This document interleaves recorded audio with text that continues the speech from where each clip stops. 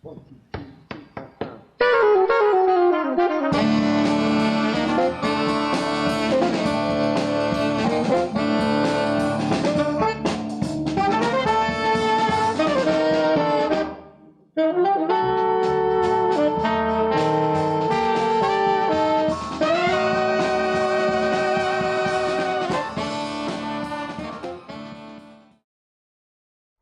Hello, and welcome to the Jazz History Database. Um, my name is Douglas Olson. I'm the Director of Jazz at Worcester Polytech Institute in Worcester. And it is our pleasure to have a guest, Jerry Sabatini, with us today. Jerry has gained wide recognition in the Boston jazz scene as an adventurous, creative, diverse trumpet player, improviser, composer, arranger, and educator. Known for his wide range of musical tastes, Jerry performs in projects whose musical styles include traditional combos, big band jazz, Balkan brass bands, Middle and Far Eastern, Indian classical, modern European, and American classical. Experimental and avant garde, as well as pop, rock, soul, and funk bands. We can't wait to talk to you about some of these many styles.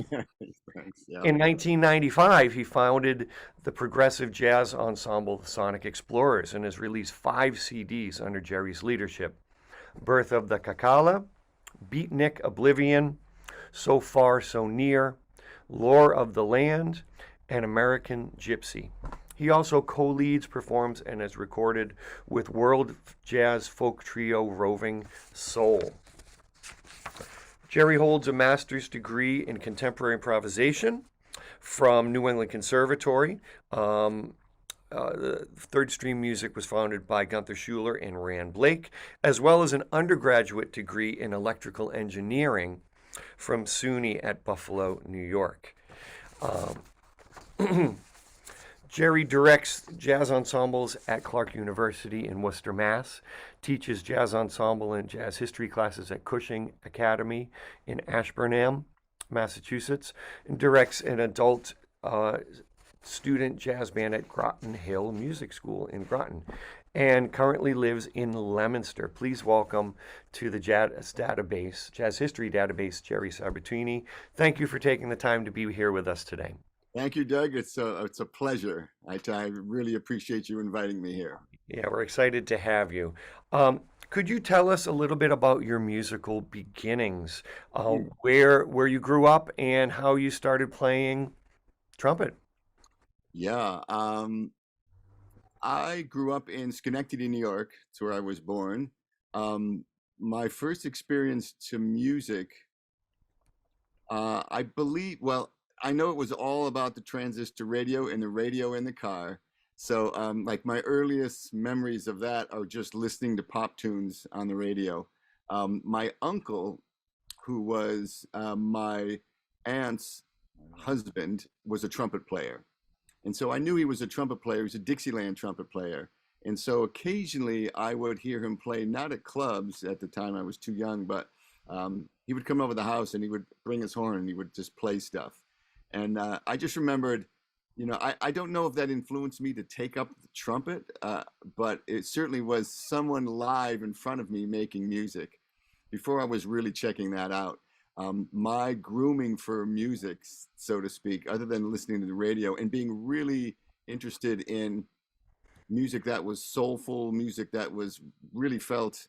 I mean, I wouldn't have known this at the time, but I realized the connection was some form of self-expression. So it was mostly around black music. It was around R&B. It was around soul. It was around those kind of blues, that kind of singing, that kind of musical expression.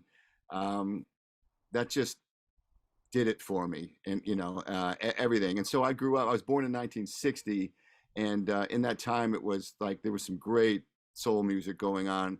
All the great bands. And into the 70s, it got, things in the 60s and the 70s were getting funky. And so funk was a big thing. And so like the groove of it was really what drew me in, and the different sound instruments. My uncle playing trumpet may have been an influence on me getting involved in trumpet, but that started with the school band program. Mm-hmm. public school music programs when I was, in the fourth grade. When I finished the third grade, I took, actually, I went to a common thing. I went to my high school, the high school instrument petting zoo, and all the instruments were laid out on tables. And I walked in there, and the first table in front of me was a trumpet. And I said, okay, I'll start here. And I picked it up, and I said, how you do this with your lips? You put this thing on your face. And I did it, and I made a sound, and I went, okay, that one. So I didn't really try anything else. It was like I knew I wanted to do something in music, and I'm like, oh, I can make a sound on this. I could probably do this on anything. I'm not sure I was thinking that, but I did it, and so I picked it up, and my father rented me a horn, and I started taking summer lessons after the third grade. In summer, after I had graduated from the third grade, and then I started in public schools Mm. in elementary school band in the fourth grade. And I will actually never forget this because the very first band class, we had group lessons at school. I mean, I was fortunate enough to have that situation immediately for me. Mhm. The ability to get a trumpet. My father could rent one. I would have it. I practiced it, and we had a school really great school music program, all from elementary school, middle school through high school. Fantastic teachers, incredible inspiration, a lot of, just large bands. So a lot of people around. But the first class that I went to, once they started the band program, I had a band class, and it was after school, elementary school band. And I'm sure it sounded like, a bunch of fourth and fifth graders, many of whom were playing their instruments for the first time. If you can imagine the mess that might have been. But for me, it was the most beautiful thing I had ever heard. And I was trying to describe it to my mother, and I definitely didn't have the words. And I went there. She asked me, how was your music class today? How was band? I'm like, Mom, it was amazing. And then I was describing that like as soon as I heard the sound of everyone playing around me, I was getting goosebumps. I was getting like chills up my spine. I was like, I could feel myself like, oh my God, what is this? Is like falling in love for the first time. And it was sound that got me there.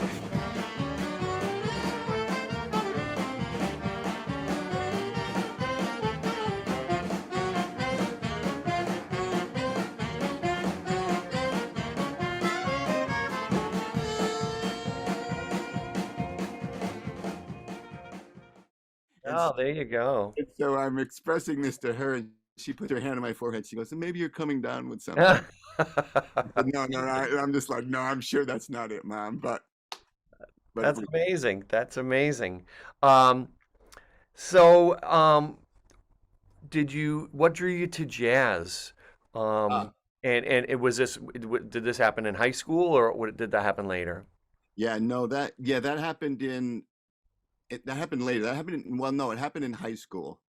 But what I was also interested in was that whole self-expression piece of it. I could tell when people were singing in this way, and then all of a sudden, then I heard instrumentalists playing in that way, and then I heard Freddie Hubbard when I was in the junior high school, and I went, "Oh my God! I had no idea that people did that on trumpet, and that's what I'm going to do." Again, there was something about his sound, the unapologetic way of just like, here I am, I'm in the room. And I was a really shy kid, and this was a way to express myself, and that was huge for me. Hmm. And so Freddie started that thing, and it was like some of those pop jazz fusiony records that he made that in the 70s. Yep. People just sort of like go, then there was that period where it wasn't really jazz. But that stuff was my introduction. And then I went deep into everybody from that fusion world in the 70s, really. Mm. So you've taken an interesting trip into the music world, and a route. Frankly, we're here at WPI, and we have lots of talented musicians who Yeah. are studying engineering. And so, how did that come to be? Going to SUNY and getting your undergraduate in electrical engineering. And has it changed your musical life at all? um, it probably has, but I'll just say that in school I was interested in really everything. I played sports. I was interested in music. I was interested in academics. I was really interested in math and science. It was all just sort of figuring out the world, and I liked the brain stuff of it. All the figuring out problem solving piece of all that stuff. Um, and so it was all just sort of equal. It was all good, and I was keeping everybody happy. My family was looking at me. They would ask at some point in high school, "What do you think you want to do after this?" I'm like, "I'm going to be a musician because that's the thing that's really." And they're like, "Oh, no, no, no, no, no! You give me something else where you could make a living." That. And so I went, "Oh, okay. I don't know. I'm good at math and science." And then they said, "Well, engineering."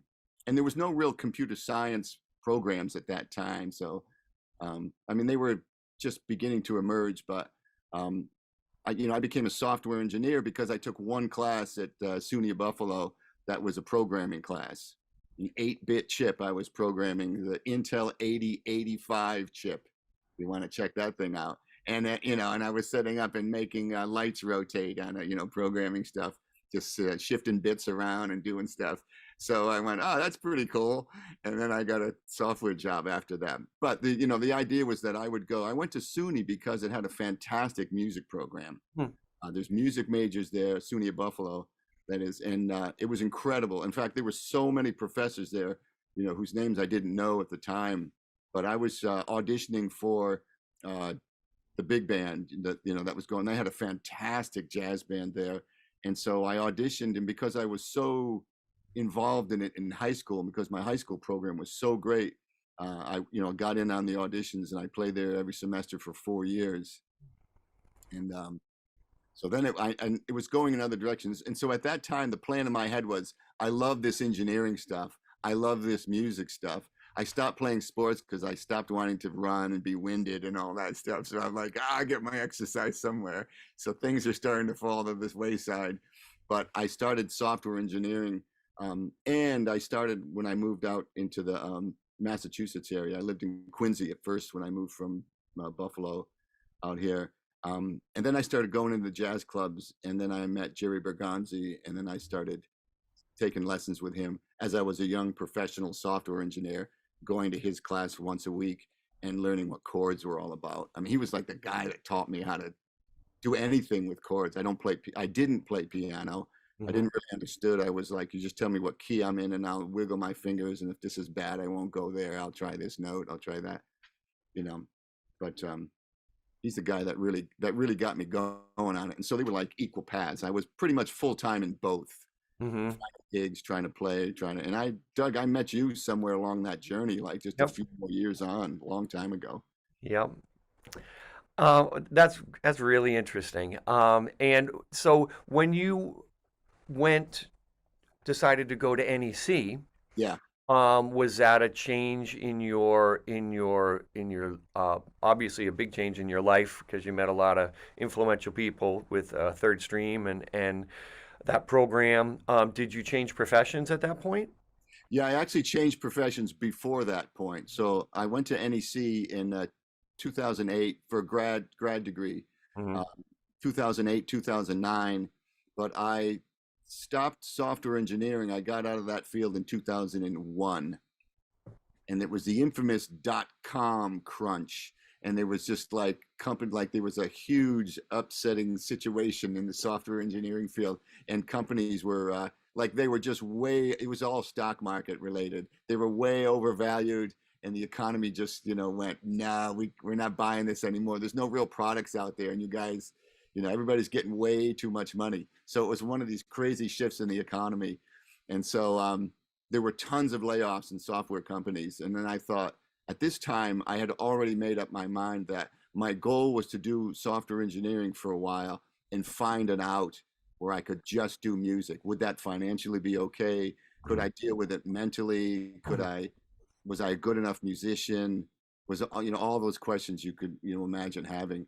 And so in 2001 there was an opportunity, I'll put it, to be laid off from my software company, and I was not on the list. There was certain other departments getting laid off, and I went to my boss and I said, "Can I volunteer to be laid off?" And he's thought, that's crazy, man. Why would you do that? And I said, because I'm going to be a musician. He's like, that's even crazier. But I said, no, I got this. This will be all right. I trust, I'm going to try this anyway. Well, we're all happy you did. Ah, thank you. Um, I am too, man. so can you, you play so many varieties of music so well. Um, from traditional jazz to free jazz to world music. Can you talk about maybe a little of your experiences at NEC and how that helped formulate who you are now? Yeah, absolutely.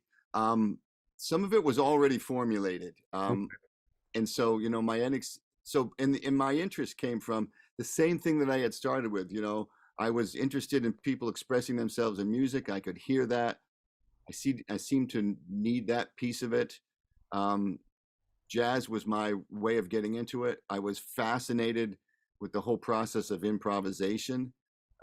Certainly the idea of it music theory wise, and then there were things way beyond that that was even more fascinating to me. Just in terms of like that may have even approached spiritual things, but it was like so much involved in that was fascinating.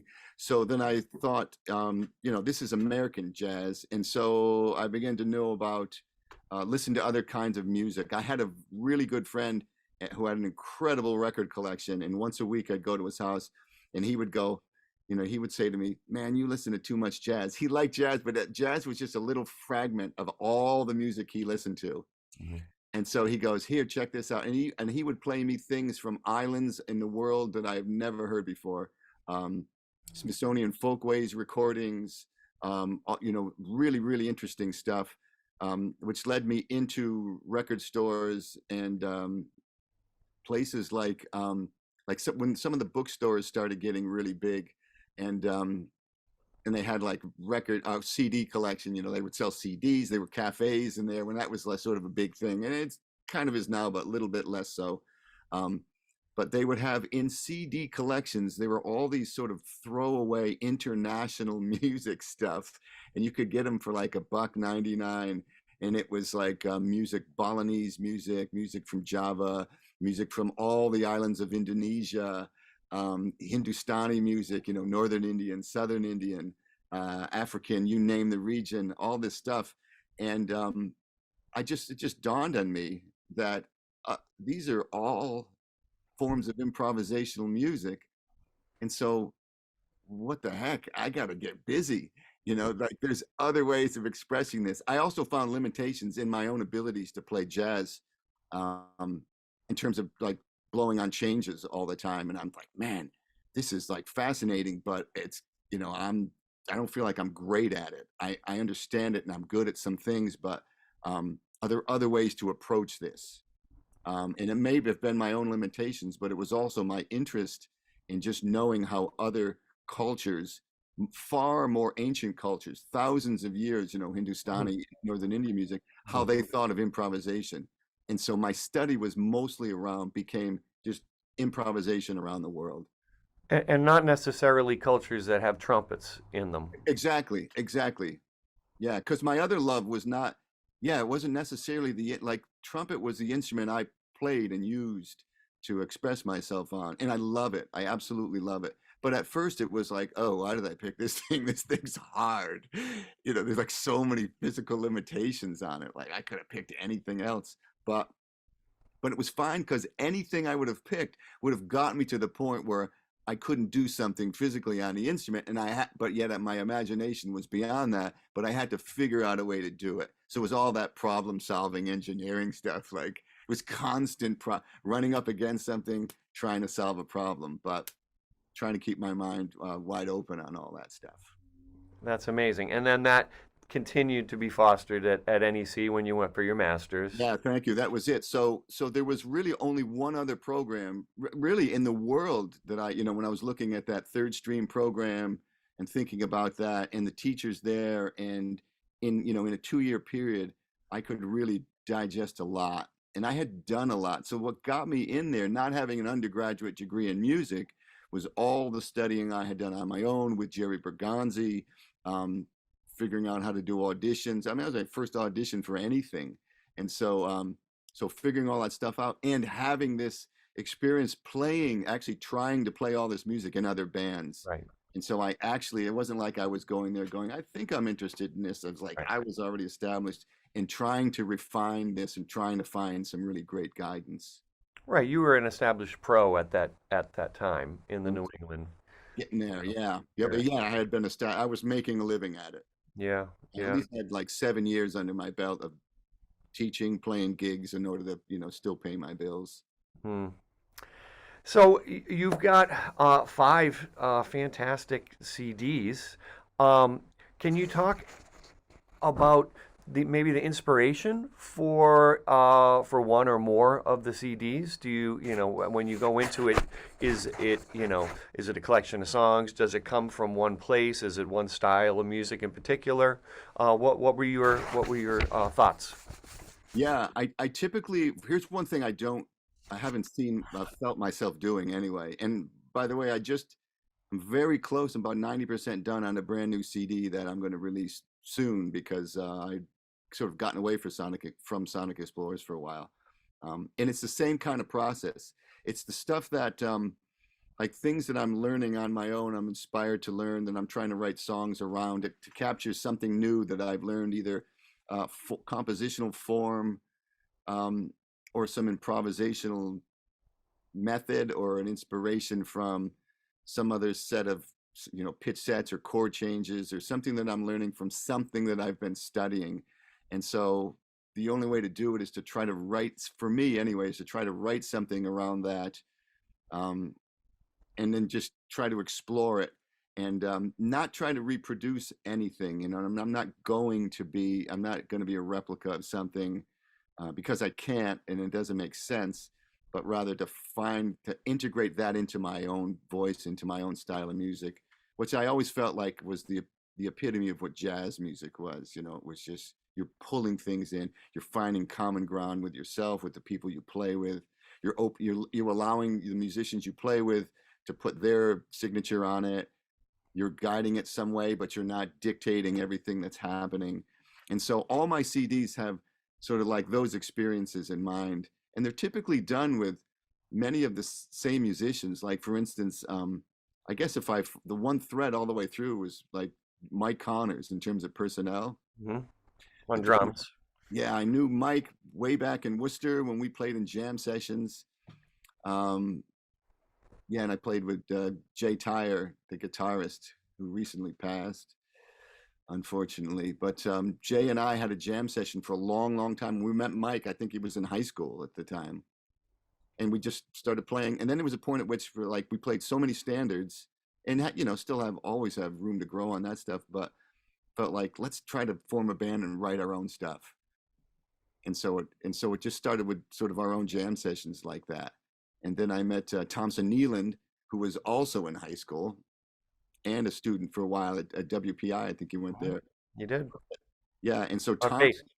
yeah, He was a bassist. Yeah, he is a a bassist. bassist, right? So Thompson, Mike, and I have recordings of us. I had an 8-track reel-to-reel tape player. I still have some of these on DAT tape, and Oh, I transferred them to DAT tape, of us jamming in my basement, just complete free playing.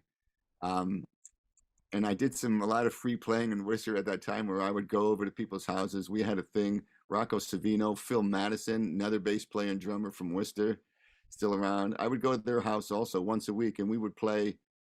The thing we would do is show up, not speak anything, not even speak to each other, not say hello, anything, set up, improvise, and record it on a cassette or something. Phil has these recordings, maybe, maybe not. For an hour, we would just play straight and then just leave. Like the goal was that no words were spoken. We would only make music, and that was all we were going to say. And so it was like this club of just doing that. And then we would share the recordings and talk about them later, or not. But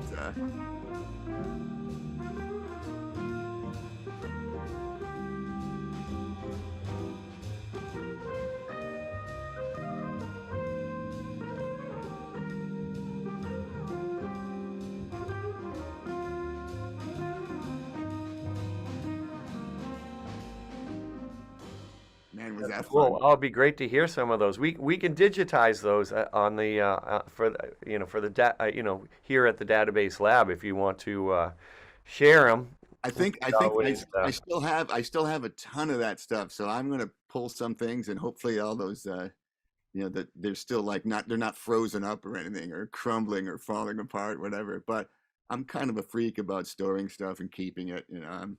I keep things. cool, cool. So, how about can you tell us a little bit about your birth of the cacala? Yeah, yeah, the first one. Um, so that was huge to me. There was a lot going on there. So that was starting before I was really could write enough for a record. Um, we were sharing compositions, and at the time, so Thompson Nealon was playing bass there. Thompson wrote a few pieces. I wrote a few pieces. It was more Sonic Explorers was a Birth of the Cacala. That first one was um, sort of more like a collective band. So it was never to be like Jerry Sabatini's band or anything like that. I became the de facto composer and arranger and head of the band sort of a few more CDs down the road. But Thompson would write.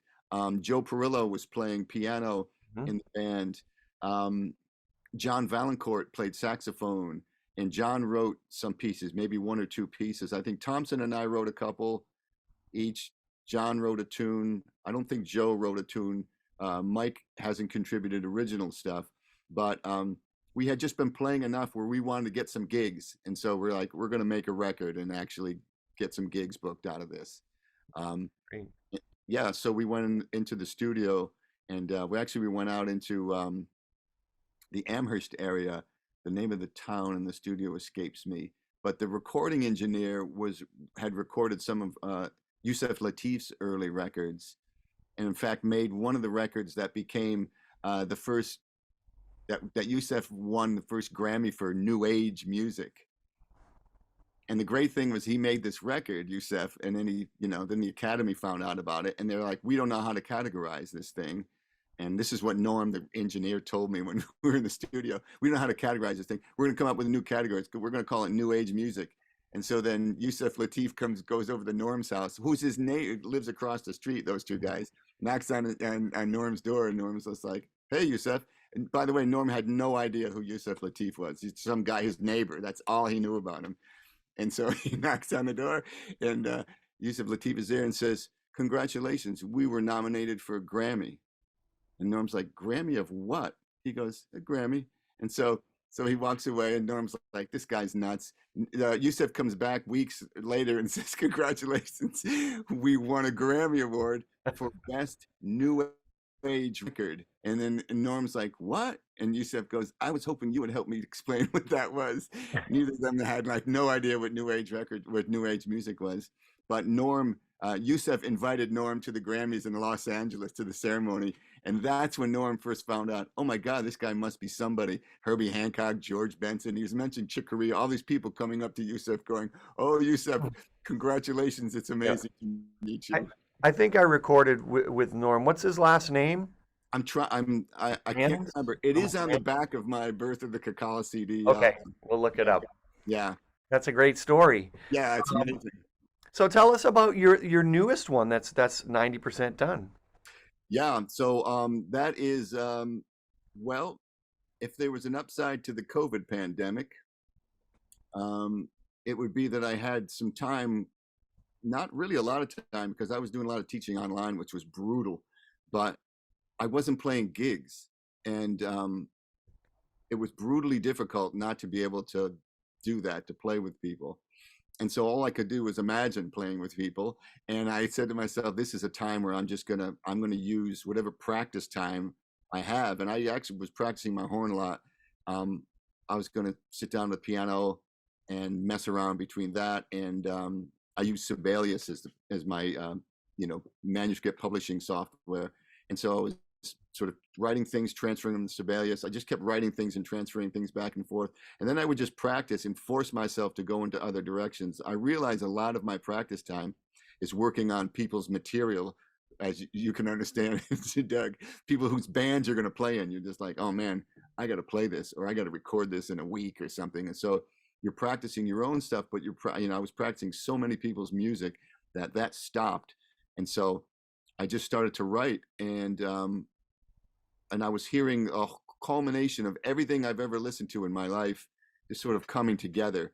None of these songs felt like my idea was just to write things, try to sketch out the arrangement, or compose as many details as I could, and at some point we would get together and play.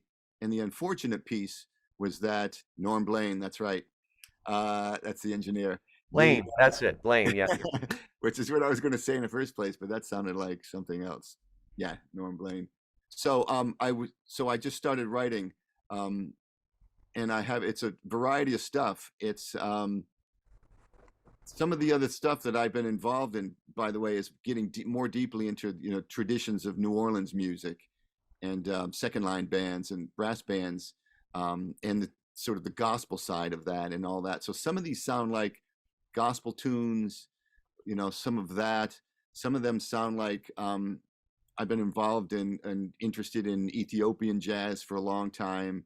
Other forms of African, South African jazz, um, and so sort of the African mixed with jazz in modern times, I should say, that kind of thing.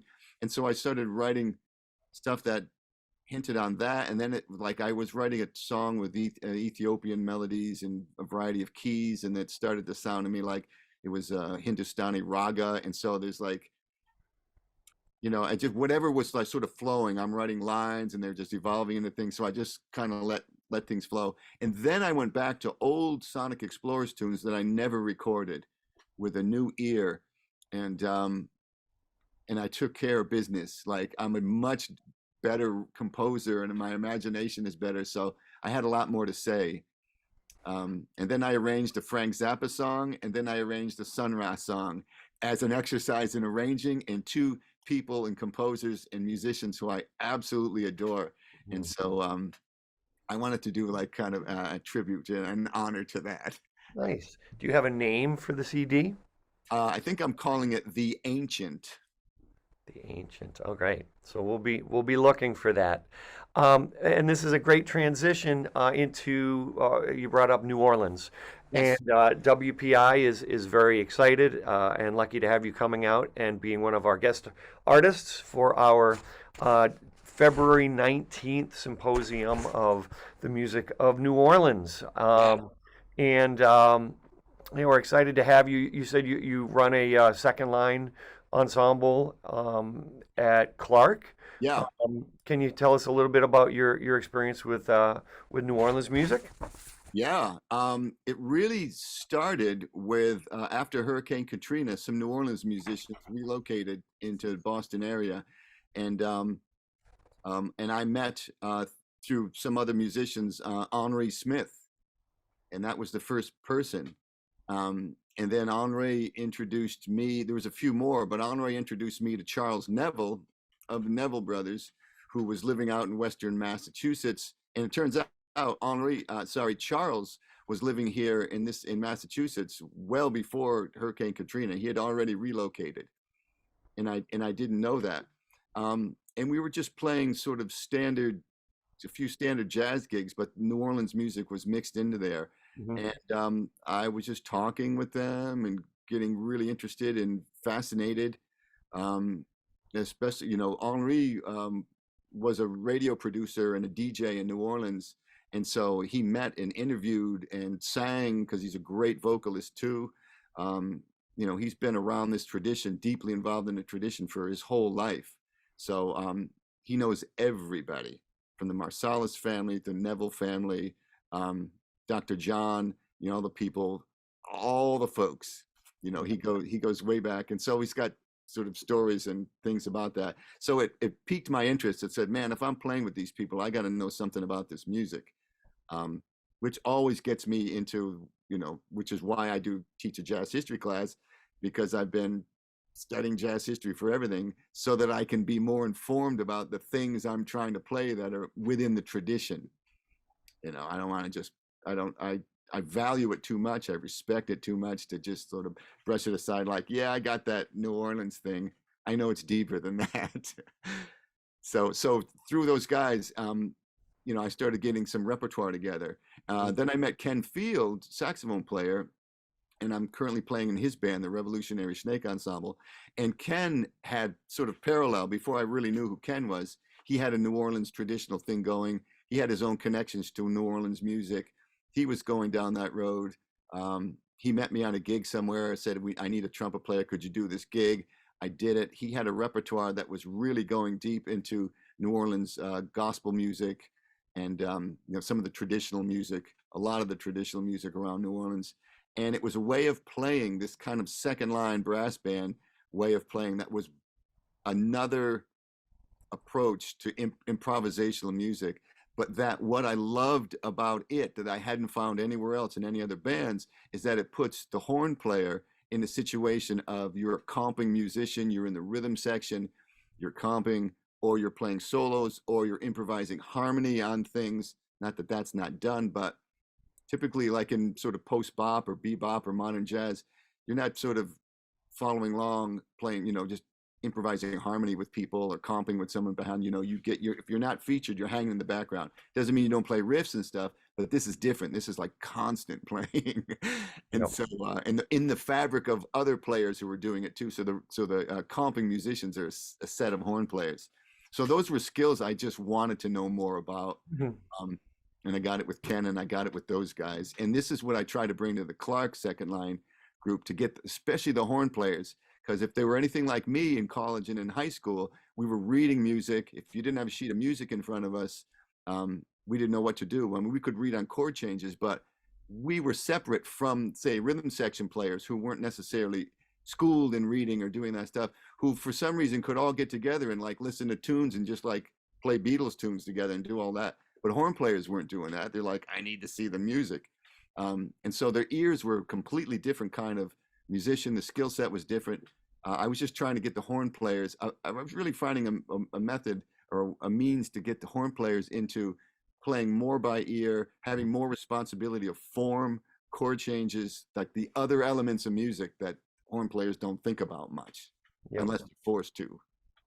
Great. Well, we look forward to hearing more about that and learning from you when you come for our clinic and then for the concert. We are going to have Henri here in a couple weeks doing That's an right. interview and then at the concert as well. So we look forward to hearing him singing, and also Amadi Castanel.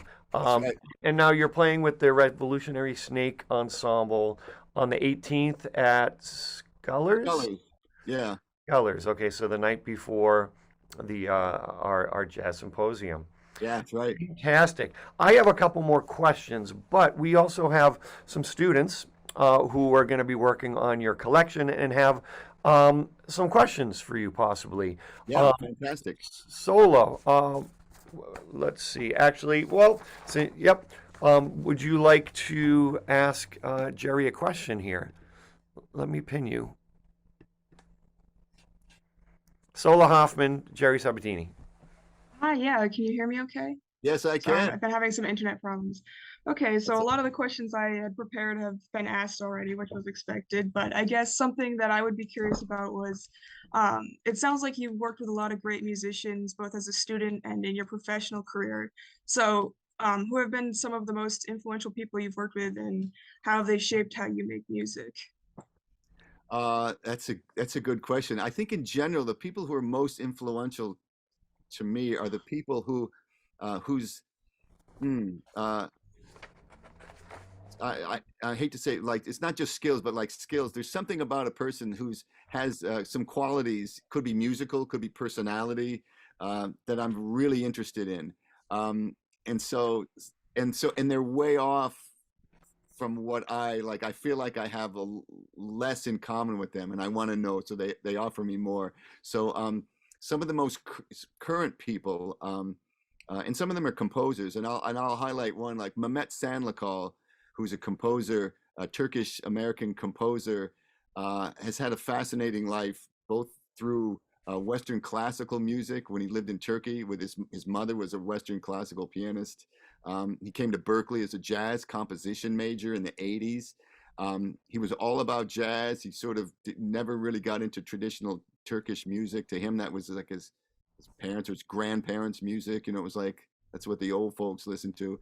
And now he's like a fantastic jazz composer, but he's gone back into the tradition of his own country, and he's pulled up, um, his own elements of jazz and Turkish music and how they meld together. So this guy has been so influential, and he's brilliant at it. He's thoughtful.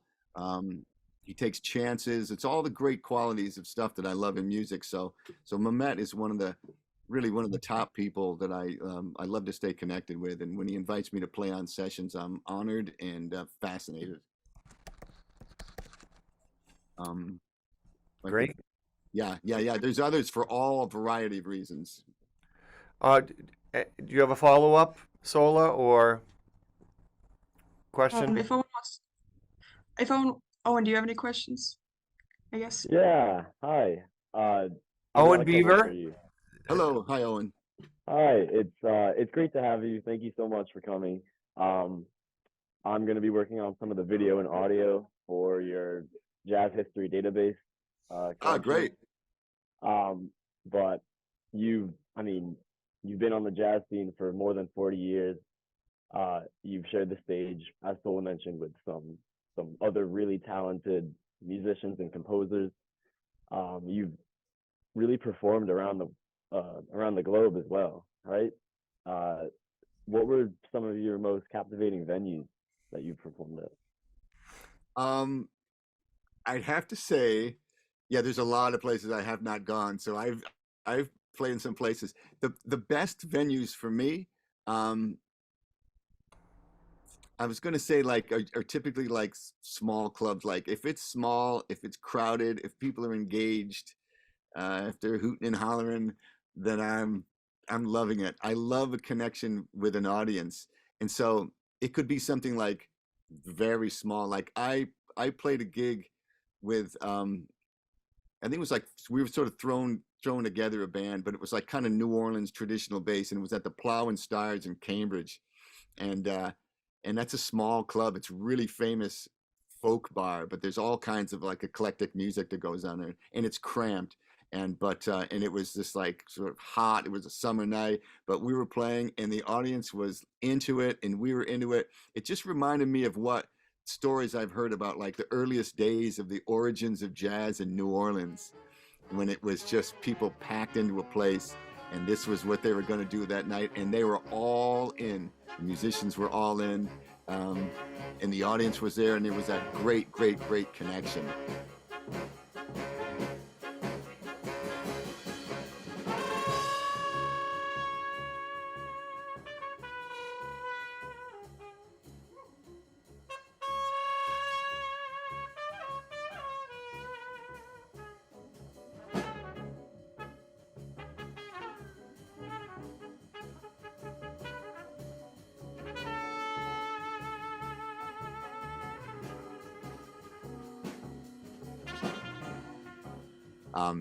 So that's like one thing, but the counter to that are like large performance halls, which are fantastic because it's comfortable, like the sound is at its best, or for the most part. I played the I played a couple of great concert halls. I went to Istanbul with Mehmet's band, and we played in some great halls there, and they were packed.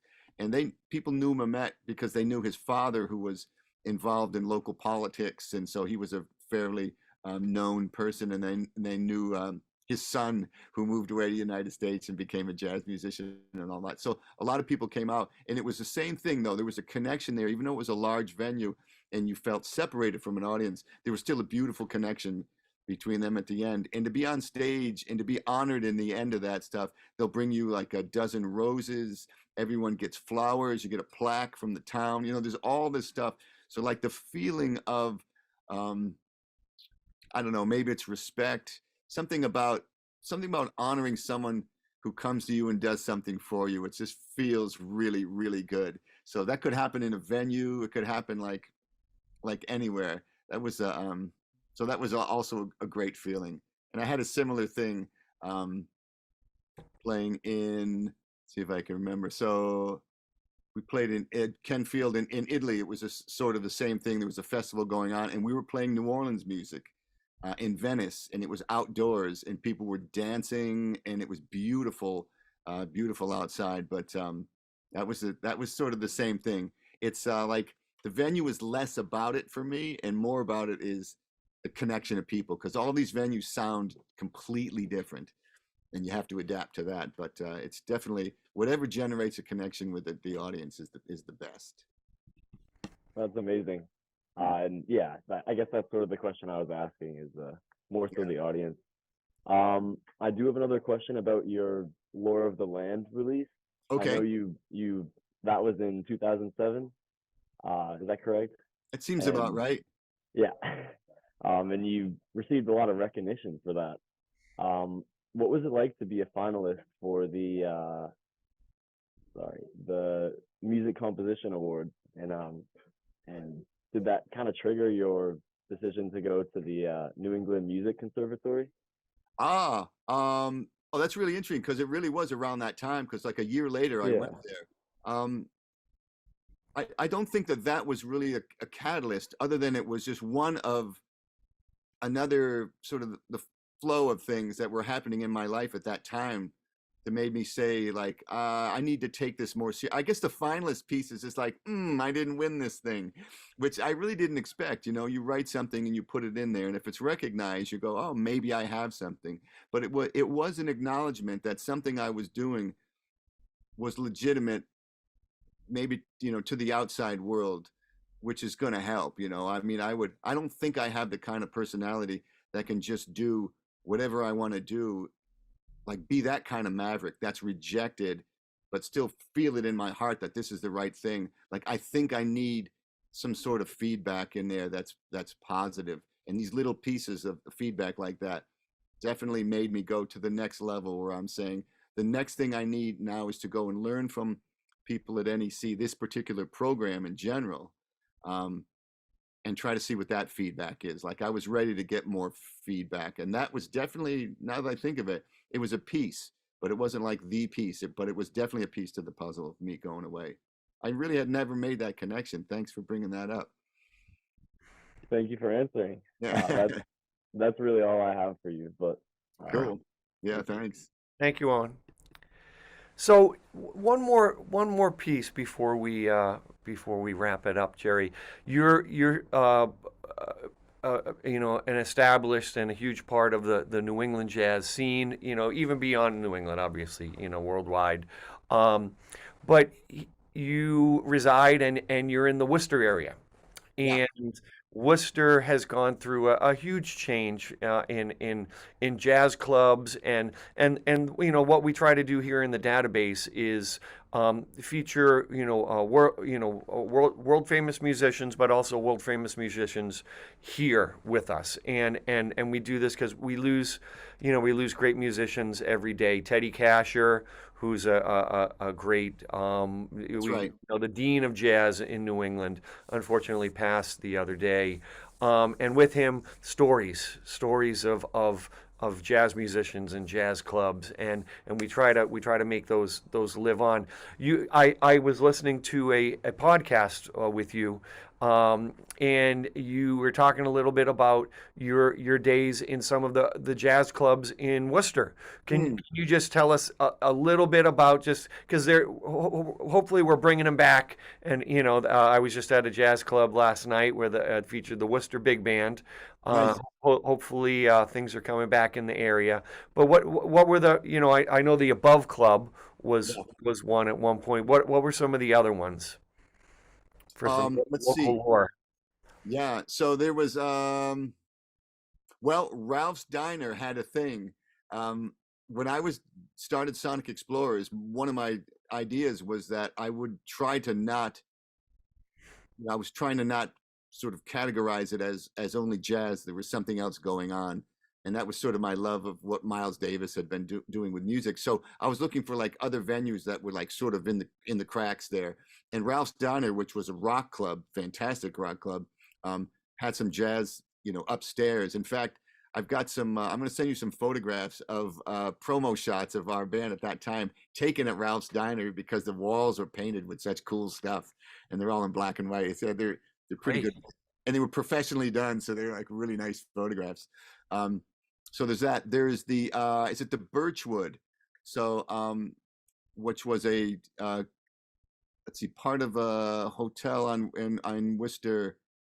So it was a restaurant club where Emil Haddad, Dick Odgren played as a duo a lot, that you could get gigs there. So lest I forget, the El Morocco. Yes, the famous Count Basie album was Yes. recorded there, the El Yeah. Morocco. So I was fortunate enough. I mean, Emil Haddad let me sit in with him a few times. And then there was, I think that I had, before the El Morocco closed, I actually had 2 or 3 gigs with the Sonic Explorers there. And to me, that was the thrill of my life, because it felt like the history of music all in that club. And quite honestly, it was. So that was an amazing venue. Other places are escaping me now. I spent a lot of time at the Above Club for sure. That was a place where we got our act together. Sonic Explorers, we got our sound together. You know, I mean, I took a gig that required me to play 2 one-hour sets, and we literally had 20 minutes of music. And I said, "Yeah, we're doing this." And we walked in there and did something for 2 hours. But it was like, man, I better start learning how to write some stuff. But that was really great. There were a lot of restaurants. There were jam sessions. Oh, the Worcester Artist Group, the WAG, and I'm forgetting what street it's on.